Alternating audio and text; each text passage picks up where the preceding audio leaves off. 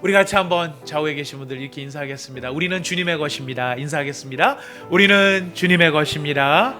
우리는 주님의 것입니다. 우리는 주님의 것입니다. 우리는 주님의 것입니다. 우리 함께 기왕에 인사했는데 우리 한 번 더 인사 서로 축복하면서 인사하도록 하겠습니다. 하나님이 당신을 지키시고 은혜 베푸시고 평강 주시기를 원합니다. 지은평입니다. 인사하겠습니다. 하나님이 당신을 지켜주시고 은혜 베풀어 주시고 평강 주시기를 원합니다. 평강 주시기를 원합니다. 할렐루야. 감사합니다. 우리에게 이런 귀한 복을 주시는 하나님께서 오늘 우리에게 주시는 하나님의 말씀을 우리 봉독하도록 합니다. 누가복음 3장입니다. 다 찾으셨으면 7절부터 17절까지의 말씀이 되겠습니다. 우리가 함께 읽는 누가복음 3장 7절에서 17절까지의 말씀은 지금도 살아계시는 하나님 아버지의 말씀입니다. 제가 7절을 읽습니다. 요한이 세례받으러 나오는 무리에게 이르되 독사의 자식들아 누가 너희에게 이르러 장차 올 진노를 피하라 하더냐. 그러므로 회개에 합당한 열매를 맺고 속으로 아브라함이 우리 조상이라 말하지 말라. 내가 너희에게 이르노니 하나님이 능히 이 돌들로도 아브라함의 자손이 되게 하시리라. 이미 도끼가 나무 뿌리에 놓였으니 좋은 열매 맺지 아니하는 나무마다 찍혀 불에 던져지리라. 무리가 물어 이르되 그러면 우리가 무엇을 하리이까? 대답하여 이르되 옷 두 벌 있는 자는 옷 없는 자에게 나누어 줄 것이요 먹을 것이 있는 자도 그렇게 할 것이니라 하고, 세리들도 세례를 받고자 하여 와서 이르되 선생님이여 우리는 무엇을 하리이까 하매 이르되 부과된 것 외에는 거두지 말라 하고, 군인들도 물어 이르되 우리는 무엇을 하리이까 하매 이르되 사람에게 강탈하지 말며 거짓으로 고발하지 말고 받는 급료를 족한 줄로 알라 하니라. 백성들이 바라고 기다림으로 모든 사람들이 요한을 혹 그리스도신가 심중에 생각하니, 요한이 모든 사람에게 대답하여 이르되 나는 물로 너희에게 세례를 베풀거니와 나보다 능력이 많으시니가 오시나니 나는 그의 신발끈을 풀기도 감당하지 못하겠노라. 그는 성령과 불로 너희에게 세례를 베푸실 것이요. 함께 읽겠습니다. 손에 키를 들고 자기의 다장마당을 정하게 하사 알곡은 모아 곡간에 들이고 쭉정이는 꺼지지 않는 불에 태우시리라. 아멘. 혹시 여러분 최근에 저희 사람들이 사회적으로 쓰고 있는 말 가운데서 에루샤라는 말을 들어본 적이 있으십니까? 에루샤. 일부에서는 들어본 분이 안 계시는데 저는 2부에는 계실 줄 혹시 계시지 않을까 생각했습니다. 에루샤. 에루샤. 네, 에르메스, 루이비통, 샤넬의 약자입니다. 에루샤. 제가 이 얘기를 어디서 들었냐면은 그 무슨 신문을 읽다가 신문 기사에 우리나라에 백화점이 많잖아요. 근데 백화점이라고 다 같은 백화점이 아니고 진짜 괜찮은 백화점이다 이렇게 분류가 되려면 그 매장 가운데 에루샤가 있어야 된다는 거예요. 에루샤 매장은 막 아무데나 안 넣어준대요. 그 뭐 어느 정도 전체 판매량이 얼마 이상 돼야 되고 유동인구가 얼마 돼야 되고, 그래서 서로 백화점들이 이 에루샤를 모시려고 애를 쓴다 이런 기사를 본 적이 있습니다. 그래서 저는 저 백화점을 자주 갈 수 있는 기회도 없고 별로 갈 일도 없지만은 저는 백화점이라면 다 똑같은 백화점인 줄 알았는데 이 백화점도 뭐 이런 게 있어야 진짜 좋은 백화점 혹은 그레이드가 높은 백화점이라고 인정을 받는구나 이런 생각이 들어서 혼자 한참 웃은 적이 있었습니다. 난 세상을 몰라도 너무 몰라 이러면서 백화점이 내가 가면 고마운 줄 알아야지, 에루샤는 무슨 에루샤야 뭐 이러면서 혼자 막 웃었던 적이 있었습니다. 그러면서도 무슨 생각이 들었냐면 백화점에도 뭐 이런 매장이 들어가야 뭐 진짜 백화점이다 말하는 것처럼요, 우리 성도님들도 우리 성도들도 혹은 우리 교회도 사실 다 같은 교회고 다 같은 성도가 분명히 맞습니다. 그러나 그럼에도 불구하고 참된 성도의 표지가 있을 수 있는데 참된 성도의 표지를 그러면 어떻게 볼 것인가? 오늘 우리가 읽은 본문 말씀에 보면 진정한 성도, 참된 성도의 표지는 무엇이냐면 회개에 합당한 열매를 맺는 사람이 진정한 성도, 진정한 교회의 모습일 수 있다는 것입니다. 회개에 합당한 열매. 여러분들은 회개에 합당한 열매를 맺고 계십니까? 갑자기 다들 주님을 새롭게 만나시는 분들이 계십니다. 자, 회개에 합당한 열매. 자, 세례 요한이 물 세례를 지금 베풀고 있습니다. 3장 3절에 보니까 요한이 요단강 부근 각 처에 와서 죄 사함을 받게 하는 회개의 세례를 전파하였다라고 되어 있습니다. 우리가 지난주에 생각한 것처럼 광야에 혼자 거하던 요한에게 하나님께서 나타나셔서 하나님이 말씀하셨습니다. 그 말씀을 들은 요한이 이제는 어디로 왔느냐면은 요단강 그 강줄기를 따라서 여러 군데 각 처를 다니면서 죄 사함을 얻게 하는 회개의 세례를 전파하였다라고 되어 있는 것입니다. 이 죄 사함을 얻게 하는 회개의 세례란 무엇이냐면요, 세례 요한의 주로 사역의 특징입니다. 인간의 죄를 지적합니다. 지적하는 이유는 지적질 이걸 좋아해서가 아니고 깨닫게 하기 위해서. 깨달아야 되는 것이. 다 멀쩡한 거, 난 죄인 아니야, 내가 무슨 죄인이야 이렇게 생각해서는 회개가 일어날 수 없죠. 회개는 언제 일어나는 것입니까? 내가 죄인인 줄 알아야. 여러분, 언제 세수를 하게 되죠? 거울 보고 내가 더러운 줄 알아야 가서 세수를 하는 거죠. 세례 요한이 이 일을 하는 것입니다. 인간의 죄를 지적해서 깨닫게 하고요. 그리고 그 죄의 결과가 하나님의 심판을 초래하는 것인데, 그 하나님의 심판이 얼마나 무섭고 두려운가, 이것을 생생하게 알게 하는 것. 여러분, 하나님의 심판이 얼마나 두려운가. 여러분, 하나님이 심판하시는 걸 우리는 두려워하면서 살고 있습니까?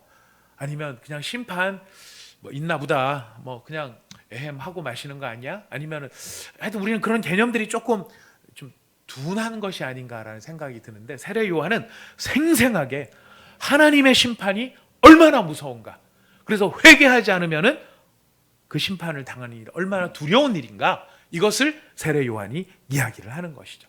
그래서 이 사람들이 자신의 죄를 깨닫고, 하나님, 제가 하나님 앞으로 돌아옵니다. 하나님, 제가 하나님 앞으로 돌아와 모든 죄를 용서받기를 원합니다. 그래서 자신의 죄가 용서받는 것을 상징하는 의미로 물로 씻어내는 세례를 받았다는 것이죠.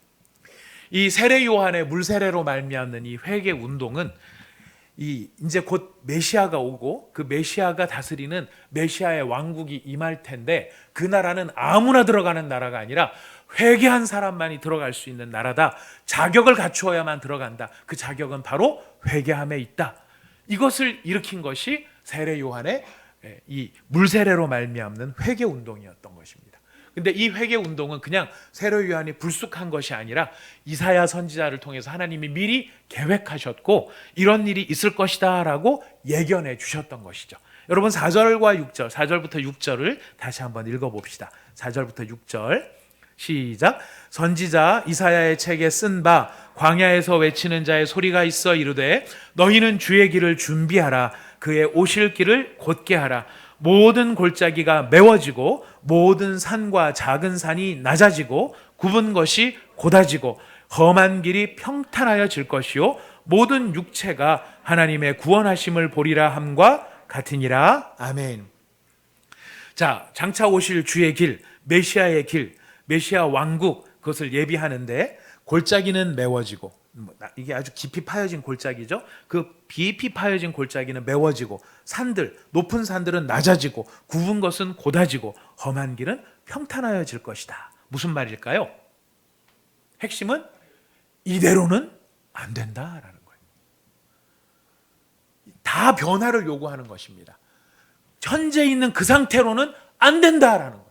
그 상태로는 메시아의 왕국에 들어갈 수 없다라는 것이. 그래서 죄악의 깊은 골짜기는 메워져야 되고, 스스로 교만하여져서 높아진 모든 산들은 낮아져야 되고, 진리를 왜곡하는 굽은 것들은 곧게 곧아져야 되고, 모든 폭력과 포악함에 험악한 것들은 변화되어야만 한다. 그래야만 메시아의 왕국에 들어갈 수 있다. 그렇게 들어가기 위해서 회개해야 된다. 이것을 외친 사람이 바로 세례 요한이었던 것입니다. 이것이 세례 요한의 사역의 의미라고 볼 수 있죠. 근데 이렇게 변화되어야 된다, 바뀌어야 된다 이렇게 했었을 때 세례 요한이 물로 세례를 주는 일들을 했습니다마는, 여러분, 세례 요한은 물로 세례를 주는 게 목적이 아니었습니다. 물로 그냥 세례를 많은 사람들한테 물로 세례를 주는 거, 그 자체가 목표가 아니었다는 거예요. 우리가 이걸 함부로 뭐 폄하하거나 그럴 수는 없는 일이지만은 왜 군대에 가서 훈련소에 보면은 이제 진중 세례라 그래가지고 이 훈련소에서 세례를 훈련병들이 세례를 받는 일이 있습니다. 자, 그랬을 때 그 한 사람 한 사람이 자기 죄를 뉘우치고 하나님 앞에 새 사람이 되겠다라는 거 너무 귀한 메시지이지만은 어떠다 어떻게 하다가 보면은요 이게 조금 이상한 방향으로 갈 수도 있는 거예요. 내가 이번에 진중 세례를 베풀었는데 저기 그 목사님 알지? 그 목사님은 지난번에 와가지고 300명한테 세례를 줬대. 나는 이번에 1000명한테 세례를 줬어. 누구 영빨이 더 세 보이죠? 1000명한테 세례를 준 사람이 더 왠지 세 보이는 듯한 착각을 하게 하는 것이죠. 그렇게 많은 사람들한테 물 세례를 베풀었다. 이게 세례 요한의 목표는 아니었다라는 거예요. 그럼 뭐가 목표였을까요? 뭐가 목표였을까요? 세례 요한의 목표는요, 사람들이 진짜로 자기의 죄를 깨닫고 그 죄를 회개하고 돌이켜서 하나님 앞에 나오는 것, 이게 진짜 요한의 진짜 사역의 목표였다는 것입니다. 왜 이런 이야기를 하느냐면요, 사람들 중에는요 자신의 죄를 인정하고 하나님께로 정말 내가 잘못했습니다, 정말 하나님 앞에 죽을 죄인입니다, 이것을 인정하고 그래서 하나님 앞에 돌아와서 그 상징으로 물 세례를 받는 사람이 있는가 하면, 어떤 사람들은요, 야 죄도 받았대. 요새 세례 요한, 그 세례자 요한한테 세례를 못 받으면 정말 영성이 있다라고 말할 수가 없다는 거야. 그러니까 가서 우리도 받아야 돼. 받는데 죄를 회개하는 것 때문에 받는 게 아니라 다른 사람들에게 눈치를 봐서, 쟤도 받았는데 나도 받아야 돼. 쟤도 할례를 받았으니까 나도 할례를 받은 것처럼 쟤도 세례를 받았으니까 나도 세례를 받아야 돼. 이렇게 생각하는 사람들이 있을 수 있었다는 것이. 세례 요한과 이 사역의 진정한 의미를 우리는 생각해 봐야 됩니다. 물에 들어갔다 나오는 의식이 자동적으로 죄를 없애줄까요? 없앨 수 없는 것입니다. 오히려 지금 이 세례는 의미가 내가 죄인이라는 것을 인정하는 표시고 하나님 앞에 돌아와야만 산다는 표시가, 상징적인 의미가 바로 여기에 담겨 있었던 것이죠. 그래서 세례 요한이 이렇게 말을 합니다. 7절부터 9절까지 이렇게 말을 하는 겁니다. 한번 읽어보실까요? 시작. 요한이 세례 받으러 나오는 무리에게 이르되, 독사의 자식들아, 누가 너희에게 일러 장차 올 진노를 피하라 하더냐. 그러므로 회개에 합당한 열매를 맺고 속으로 아브라함이 우리 조상이라 말하지 말라. 내가 너희에게 이르노니 하나님이 능히 이 돌들로도 아브라함의 자손이 되게 하시리라. 이미 도끼가 나무 뿌리에 놓였으니 좋은 열매 맺지 아니하는 나무마다 찍혀 불에 던져지리라. 여기 보면 아주 센 표현이 나옵니다. 독사의 자식들아. 달리 말하면 뱀의 후손들아. 이렇게 점잖게 표현한 겁니다. 뱀은 구약 성경에 보면 사탄 마귀의 상징입니다. 달리 말하면 독사의 자식들아. 어떻게 바꿀 수 있죠? 사탄의 자식들아. 사탄에 속한 자야. 굉장히 신랄한 표현입니다. 무서운 표현입니다. 저랑 너무너무 친해서 저랑 수시험 없이 모든 걸 얘기할 수 있는, 신뢰할 수 있는 사람이 아무리 그런 사람이라 할지라도 그 사람이 저한테 김은수 목사, 이 독사의 자식아, 이렇게 말하면 제가 어떻게 할까요? 열받겠죠, 그죠? 열받으면 어떻게 할까요? 때려. 때리지는 못하고 가서 껍데기를 홀랑 벗겨놔야죠. 내가 독사의 새끼냐? 너는 아니냐? 뭐 이러면서 이제 굉장히 치욕적인 모욕이 될 것입니다. 그런데 지금 세례 요한이 누구한테 그러는 거예요? 세례 받으러 나오는 사람한테 그러는 거예요. 물 세례 받겠다고 나오는 사람들한테 그러는 겁니다. 왜? 보니까 마음으로는 진정 죄인이라는 사실을 자각하거나 하나님 앞에 나와서 정말 죄를 회개하기를 원합니다, 이런 마음은 없고 그냥 우르르 몰려 나오는 거예요. 그러니 세례 요한이 지금 뭐라고 말을 합니까? 독사의 자식들아, 네 중심을 봐라 이겁니다. 중심을 봐라. 너희들의 중심에는 지금 나는 아브라함의 후손이다, 나는 선택된 민족이다, 선택받은 민족이니 나는 뭐 문제없다, 이런 마음이 있으면서도 그냥 세례를 받으러, 남들이 받으니까 같이 받으러 나오는 그런 마음이라고? 아브라함의 후손? 그거 다 쓸데없는 브랜드다, 표식이다. 그걸 뭐라고 말을 합니까? 하나님이 하려고 하시면 이런 돌멩이라도 얼마든지 아브라함의 후손을 만들 수 있다. 그거 의지하지 말고 자랑하지 말라는 것입니다. 그럼 어떻게 하라는 것일까요? 회개에 합당한 열매를 맺으라는 것입니다. 선민이라고 선택된 사람이라고 그걸로 커버하지 말고 그걸로 메이크업 하려고 하지 말고 중요한 것은 진정으로 회개에 합당한 열매를 맺어야만 그게 진짜다라는 것입니다. 회개에 합당한 열매란 무엇일까요?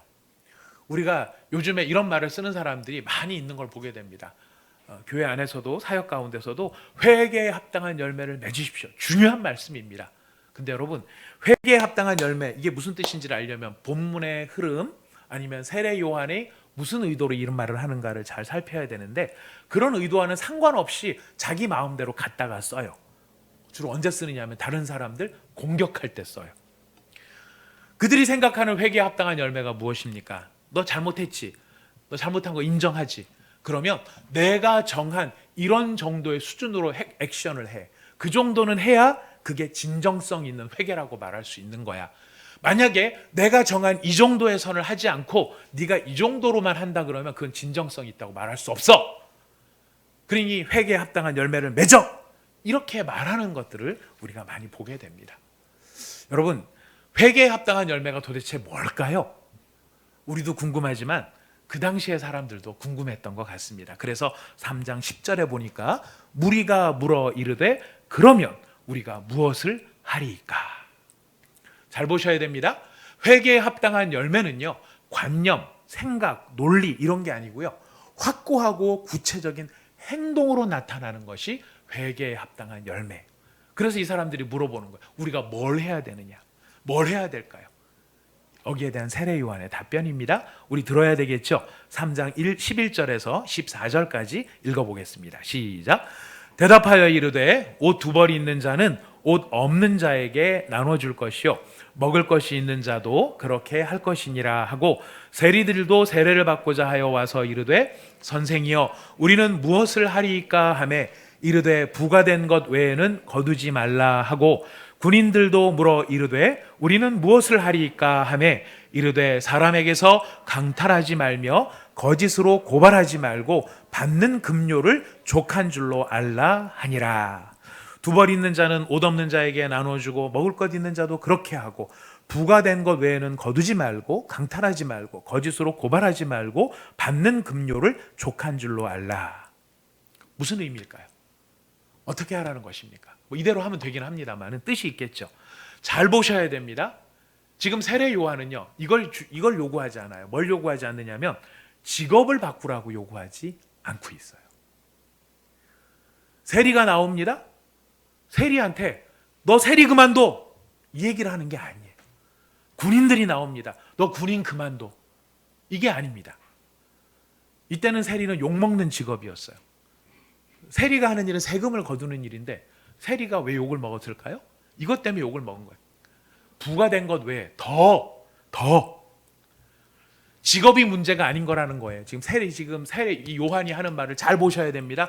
직업이 문제가 아니고 진짜 문제는 뭐냐면 그것을 하고 있는 더 중요한 너의 안의 영적 문제, 사람의 문제, 본성의 문제라는 것이.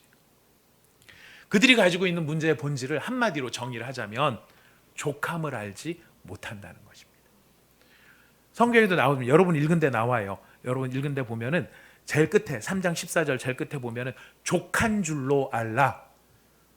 여러분 족한 줄을 알지 못하니까, 만족함이 없으니까 그 불만족을 채우려고 하는 겁니다. 그래서 강탈하고, 그래서 거짓말하고, 그 불만족을 채우려고, 족함이 없는 것을 채우려고 지금 이런 짓들을 하고 있다는 거예요.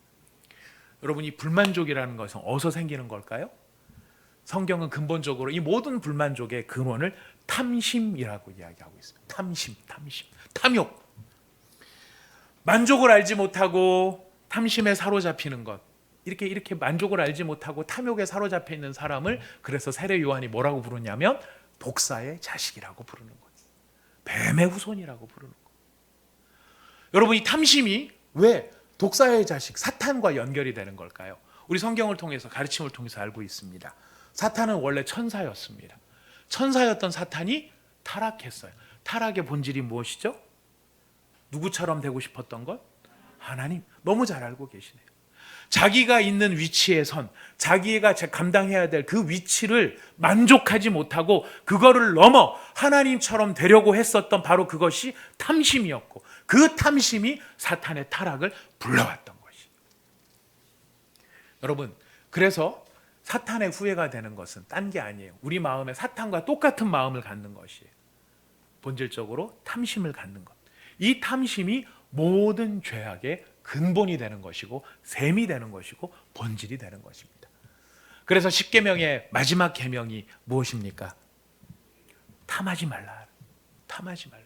놀랍게도 성경은 십계명의 마지막 계명에 나타나는 탐하지 말라라는 이 말, 탐심이라는 말을 무엇과 연결시키느냐면은 성경에 나온 십계명의 제1계명. 1계명은 뭐죠? 우상 숭배하지 말라는 거예요. 근데 성경은 뭐라고 말하면 탐심이 우상 숭배다. 골로새서 3장 5절입니다. 땅에 있는 주체를 죽이라. 음란과 부정과 사욕과 악한 정욕과 탐심이니 탐심은 우상 숭배니라. 여러분, 탐심이 모든 죄악의 근본이고 모든 죄악의 뿌리라는 것이. 자, 그렇다면 회개에 합당한 열매를 맺는다. 무슨 뜻일까요? 우리가 진정으로 회개에 합당한 열매를 맺기 위해서는 어떻게 하라는 것입니까? 탐심을 버리라는 것이. 탐심을 내려놓으라는 것이.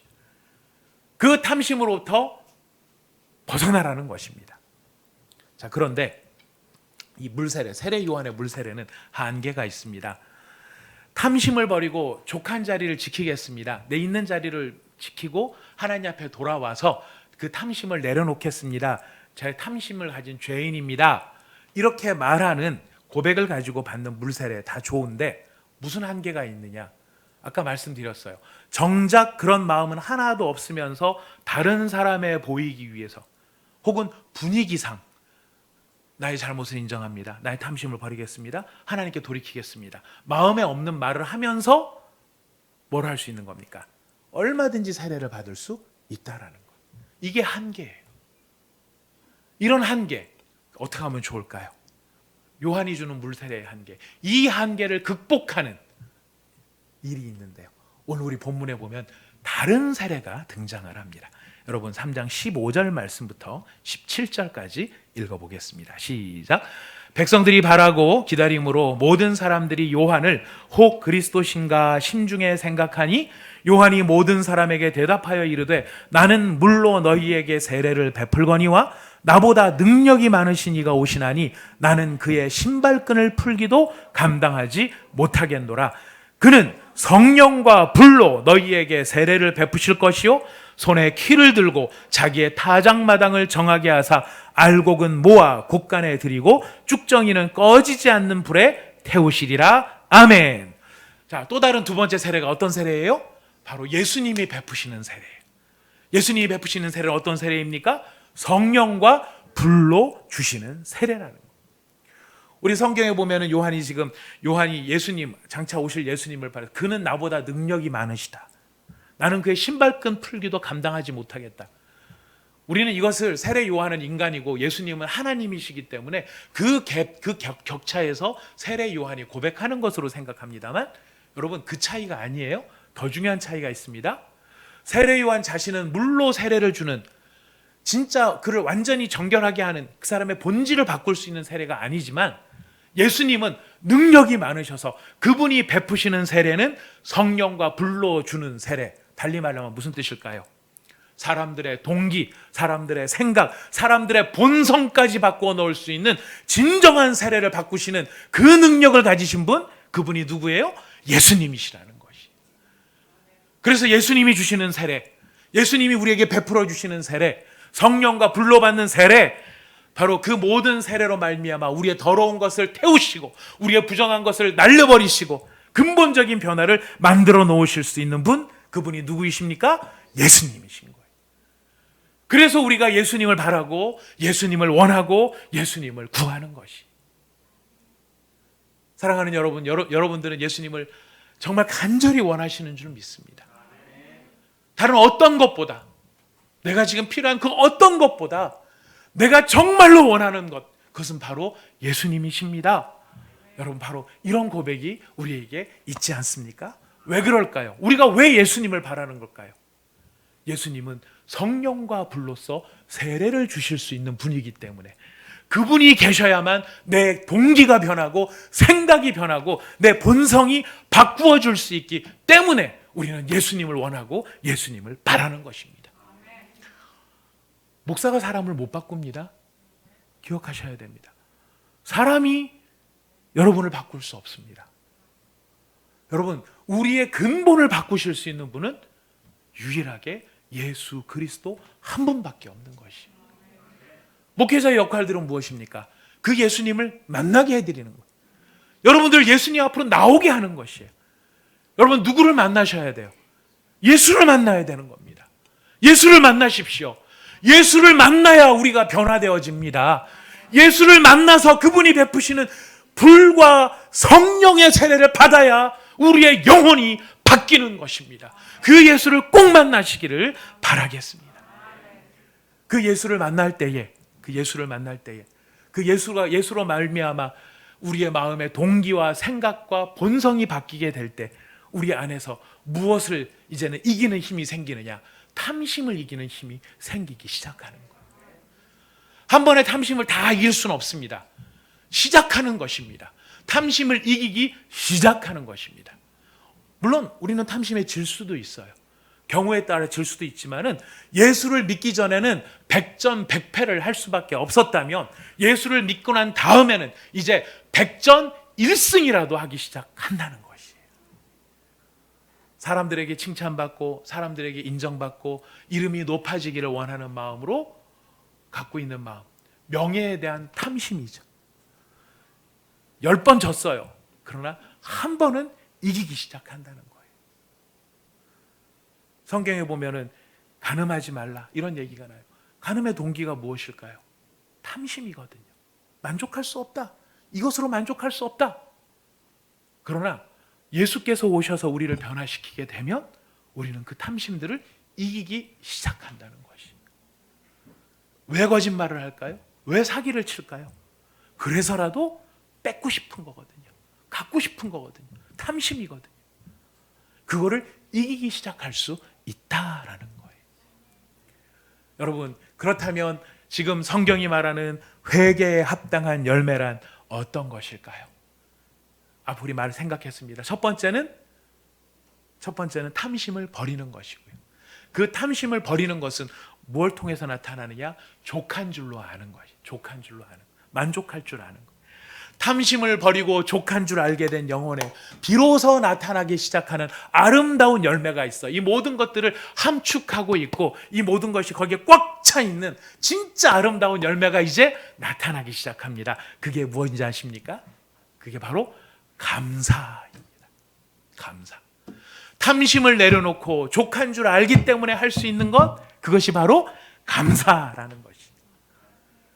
우리가 예수님을 믿고 성령과 불로 세례를 받아 우리의 영혼이 바뀌기 시작하면 그때부터 나오기 시작하는, 탐심을 버리고 족한 줄 알게 될 때 그때서부터 비로소 나오기 시작하는 아름다운 열매, 그것이 무엇이라고요? 감사라는 것이에요. 감사. 하나님께 감사할 줄 알게 되는 것이에요. 우리 누가복음에 보면 바로 그렇게 탐심을 내려놓고 변화되어져서 하나님 앞에 영혼이 변화되어진, 하나님께 감사할 줄 알게 된 사람이 등장을 합니다. 우리 누가복음 17장을 한번 가보겠습니다. 누가복음 17장 11절 말씀부터 19절까지, 누가복음 17장 11절부터 19절까지 같이 한번 읽어보도록 하겠습니다. 시작. 예수께서 예루살렘으로 가실 때에 사마리아와 갈릴리 사이로 지나가시다가 한 마을에 들어가시니 나병 환자 10명이 예수를 만나 멀리 서서 소리를 높여 이르되 예수 선생님이여 우리를 불쌍히 여기소서 하거늘 보시고 이르시되 가서 제사장들에게 너희 몸을 보이라 하셨더니 그들이 가다가 깨끗함을 받은지라. 그 중에 한 사람이 자기가 나은 것을 보고 큰 소리로 하나님께 영광을 돌리며 돌아와 예수의 발 아래 엎드려 감사하니 그는 사마리아 사람이라. 예수께서 대답하여 이르시되 10사람이 다 깨끗함을 받지 아니하였느냐? 그 9은 어디 있느냐? 이 이방인 외에는 하나님께 영광을 돌리러 돌아온 자가 없느냐 하시고 그에게 이르시되 일어나 가라 내 믿음이 너를 구원하였느니라 하시더라. 아멘. 나병 환자 10명이 고침을 받았으나 감사를 표하러 온 사람은 사마리아 사람 한 사람뿐이었습니다. 근데 그 사람을 보면 예수님이 하시는 말씀의 의미가 무엇일까요? 육신의 병을 고친 사람은 10명이지만 그 중에서 영혼의 병을 고친 사람은 1명이라는 것이에요. 육신의 병을 고친 사람은 10명이 다 고침을 받았지만 그 영혼까지 고침을 받은 사람은 한 사람이었어요. 영혼의 고침을 받은 사람 누구입니까? 감사하는 사람이었어요. 하나님께 영광을 돌릴 줄 아는 사람이었다라는 것이. 여러분, 말세의 증상이 뭔지 아십니까? 디모데한테 바울이 이야기합니다. 말세가 이르러서 하나님의 심판을 초래할 수밖에 없는 이 세상의 마지막 때가 오면 그때는 어떤 일들이 벌어지는가? 너는 이것을 알라. 말세에 고통하는 때가 이르러 사람들이 자기를 자랑하고 돈을 사랑하며 자랑하며 교만하며 비방하며 부모를 거역하며 감사하지 아니하고. 하나님의 심판을 초래할 수밖에 없는 마지막 때의 모습이 무엇이냐면 감사가 사라진다라는 것이. 저는 이 10명의 문둥병 환자의 이 사건을 보면서 생각을 해요. 큰 기적을 경험해도요, 감사를 하지 못하는 사람이 있을 수 있다라는 거예요. 어마어마한 일을 경험을 하고 대단한 일을 경험을 해도 아무리 큰 일을 경험해도 감사하지 못하는 사람, 감사하지 못한다는 건 달리 말하면 만족하지 못한다는 거거든요. 만족하지 못한다. 하나님을 신뢰하지 못한다라는 거. 아무리 큰 기적을 경험해도 그냥 기적을 경험한 것뿐이지 그것이 감사가 될 수 없는 사람들도 있을 수 있더라. 그에 반해서 어떤 사람이 있을까요? 전혀 감사할 수 없는 상황, 다른 사람들이 봤을 때는 그것이 감사의 조건이 될 수 없는 상황임에도 불구하고 그 사람 안에서도 감사를 표하는 사람이 있더라는 거예요.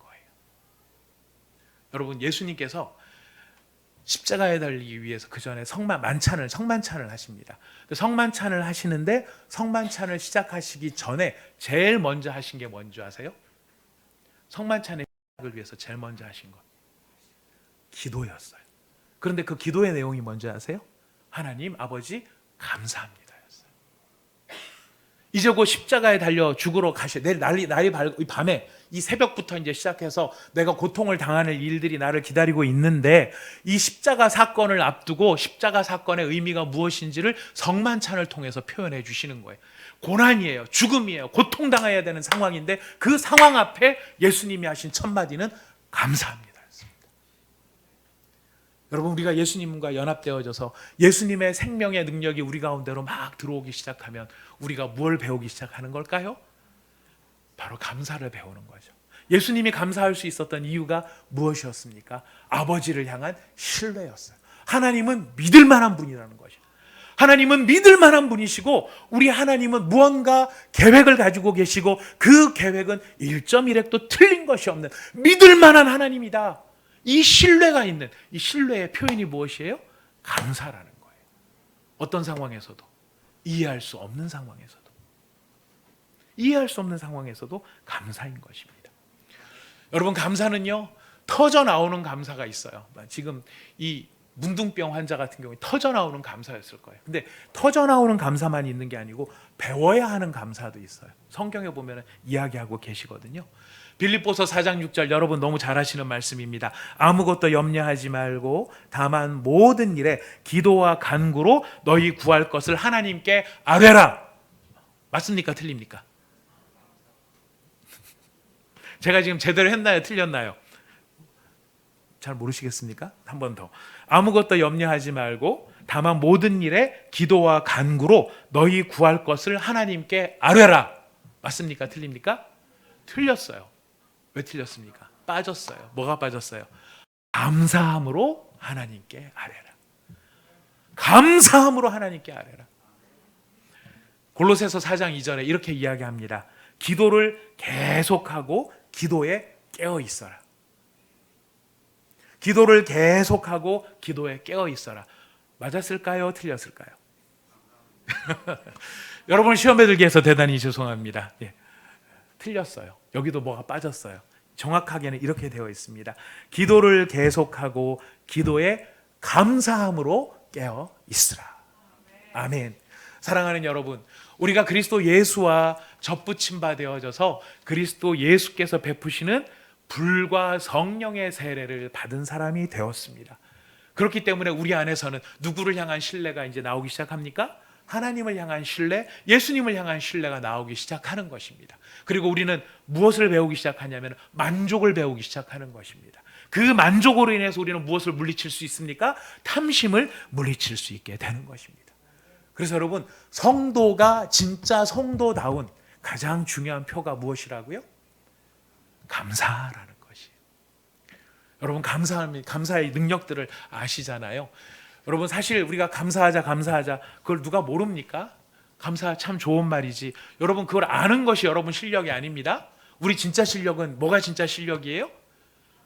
그 실제 감사할 수 있는 게 실력인 거예요. 진짜 감사할 수 있는 게 실력이에요. 개인 얘기를 해서 대단히 죄송합니다만, 지난 금요일 밤에 저희 순장 금요 기도회가 있습니다. 우리 순장님들이 지금 우리 다락방을 모일 수 없기 때문에 우리 순장님들끼리라도 모여서 어떻게든지 기도로라도 이 자리를 좀 지키면서 우리 다락방이 살아날 수 있도록, 순원들이 살아날 수 있도록, 교회가 살아날 수 있도록, 여러분, 우리가 그 개인적으로 열심히 해서 살아날 수 없거든요. 하나님이 살려주셔야 되거든요. 그걸 아니까 기도로 모이는 거거든요. 근데 기도를 하다 보니까 막 통성을 해서 막 기도를 하게 돼요. 근데 여러분 아시죠? 통성으로 막 기도하면 밤에 잠이 잘 옵니까? 안 옵니까? 안 와요. 몸이 흥분된 상태가 돼가지고 자더라도 금방 깹니다. 새벽 1시에 잠들었다 3시에 깼어요. 3시에 깨가지고 잠이 안 오는 겁니다. 뭐를 해야 되죠? 기도하고 말씀 봐야 되잖아요. 기도하고 말씀이 안 보여요. 기도하려고 누워도 자꾸 말이 안 나오고. 그 다음에 이제 무슨 생각이 드냐면은, 저희 교회가 이제 이사를 가게 됐지 않습니까? 이전을 하게 되는데 계속 생각이 뭐냐면, 이전을 하려 그러면은 이제 이거는 어떻게 해야 되고, 이 의견은 어떻게 조율을 해야 되고, 그래서 이건 어떻게 맞춰야 되고, 막 생각을 하니까 마음이 이사해야 되나? 뭐 이런 생각이 한편으로 들기도 하는 거예요. 이사를 하게 되면은 이 성도님은 집이 이렇게 해서 멀어져 가지고 참 오시기가 힘들 텐데, 내가 그 입장이라 그래도 이게 참 난감한데, 이 성도님 참 어떻게 하면 좋을까 막 생각에 마음이 막 걱정 근심이 막 생기는 거예요. 새벽 6시쯤 됐을 때 그 생각한다고 한 3시간을 생각을 하다가 6시쯤 됐을 때 마음속에 무슨 생각이 들었는지 아십니까? 줘도 그러냐? 줘도 그러냐?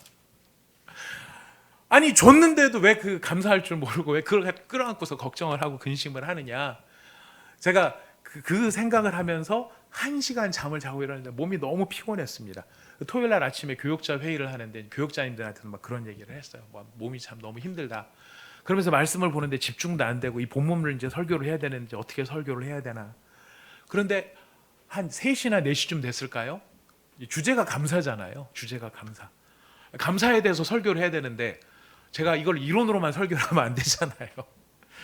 마음속에 이걸 딱 준비를 하면서 하나님의 지혜, 하나님의 이 믿을 만한 하나님, 정말 좋으신 하나님, 그래서 우리와 함께하는 이 모든 일들 가운데 주인이 되어주시는 그 하나님, 그 하나님을 향한 감사가 진짜 능력이고, 감사할 때 길이 열리는 것이고, 감사할 때 더 아름다운 하나님의 기적을 볼 수 있는 것이다. 이 마음이 마음에 막 스며들면서요, 얼마나 마음의 기쁨이 회복이 되든지 제가